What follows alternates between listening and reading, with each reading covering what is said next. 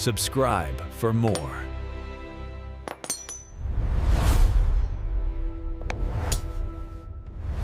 I never imagined that a single mistake could unravel everything I thought I knew about my marriage. But that's exactly what happened. My name is Gideon Whitlock. I'm 42, and I've been married to Harper for 14 years. I've always considered myself patient, the kind of man who thinks problems can be fixed with communication, loyalty, and quiet persistence. I believe marriage was about commitment, about weathering storms together. And yet, one careless email shattered that belief in a way nothing else ever could. It started like any other morning. I was sipping coffee, scrolling through emails before heading to the office. The day had its usual rhythm: reports, client calls, and scheduling meetings. Then, I saw it, an email in my inbox from Harper. The subject line was short, almost innocuous: quarterly presentation adjustments. I assumed it was the usual work-related correspondence she occasionally forwarded. What I didn't expect was the list of recipients. She had accidentally sent this email to the entire company, including me, HR, and several senior executives. At first, I opened it thinking nothing of it. Then my stomach dropped. It wasn't about presentations at all. The body of the email was intimate, almost shockingly so. She was detailing interactions with another man, planning secret meetings, and even discussing things that should never be in writing. Things that belonged only to her and me, or at least I had thought so. Every sentence hit me like a hammer. The casual tone she had used to describe someone else's touch, someone else's affection, was incomprehensible. My hands went cold. My coffee cup slipped from my fingers, splashing onto the counter. I stared at the screen for several minutes, trying to understand how it was possible. 14 years of marriage. Countless nights we had shared, quiet dinners, birthdays, vacations, promises whispered in the dark. And all that meant nothing? Or had it been meaningless all along? The words on that email made me question everything, not just Harper's loyalty, but also every single memory I had built around her. I took a deep breath and tried to steady myself. I knew I had to read it fully to understand the extent of what had happened. It detailed months of secret meetings, hidden accounts, late-night texts, and private messages that she assumed I would never see.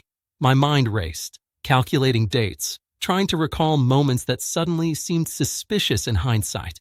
Every laugh, every hug, every casual touch began to take on a new meaning, one I wasn't ready to accept. And then I noticed the HR thread. Their immediate reply was polite but firm, reminding everyone that confidentiality and professionalism were mandatory, that sensitive information had been accidentally shared, and that any personal issues were to be addressed privately. That's when I realized just how public my private life had become. Colleagues who I had trusted, people I had interacted with daily, now knew secrets I never intended to reveal. I didn't react immediately. I didn't storm into the office or demand an explanation. I sat in silence, letting the reality sink in. This wasn't a confrontation I could control with anger. It wasn't a scene from a movie with dramatic yelling and doors slamming. It was cold, quiet, devastating.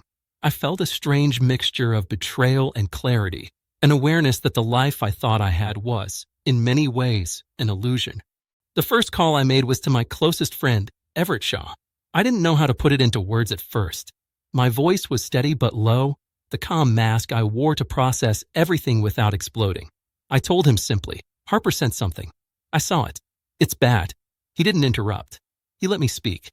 And as I recounted the details, he just listened, nodding silently, occasionally murmuring, "I see.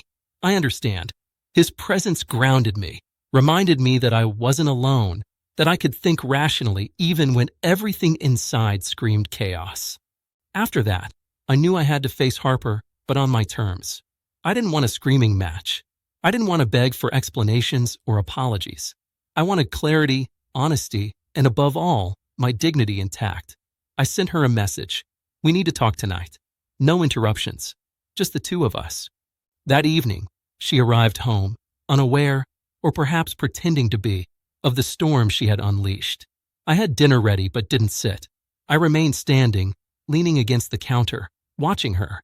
She smiled nervously, fidgeted with her phone, and then, finally, I said the words she had been expecting, but I delivered them in a calm, even tone. "I read your email."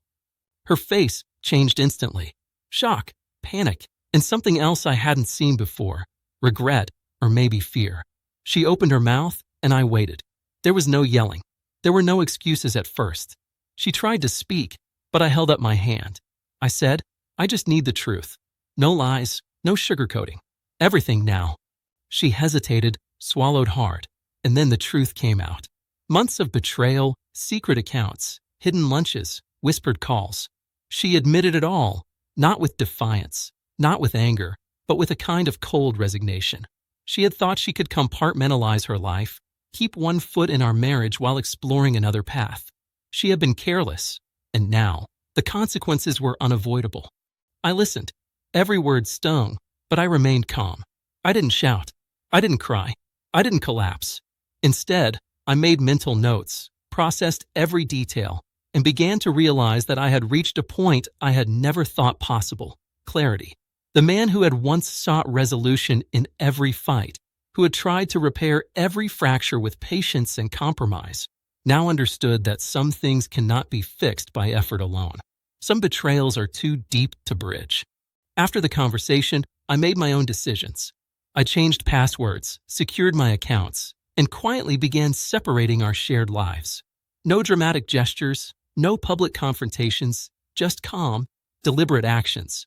I informed HR privately, clarified boundaries, and ensured that professional decorum was maintained at every level.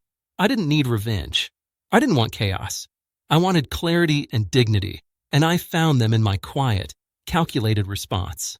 Over the next few days, as the reality settled, I noticed something unexpected. There was a strange sense of liberation and calm detachment. I was no longer the man trying to hold on to something slipping through his fingers. I was simply the man who knew the truth and acted accordingly.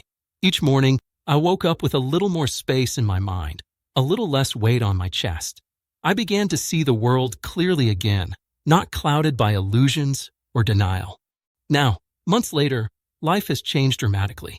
Our marriage is officially over, and I no longer carry the weight of unspoken doubts or hidden betrayals. The company slowly moved past the email incident. Colleagues stopped whispering. HR respected my privacy, and I continued my work without interference. The wound remains, but it has transformed into clarity. I've learned that betrayal, even when accidental and public, reveals truths we might never have confronted otherwise. I still think about Harper occasionally, not with longing, not with anger, but with an understanding that some connections aren't meant to endure. Some relationships end not with fireworks or drama, but with quiet, unavoidable clarity. And in that stillness, I found my own strength.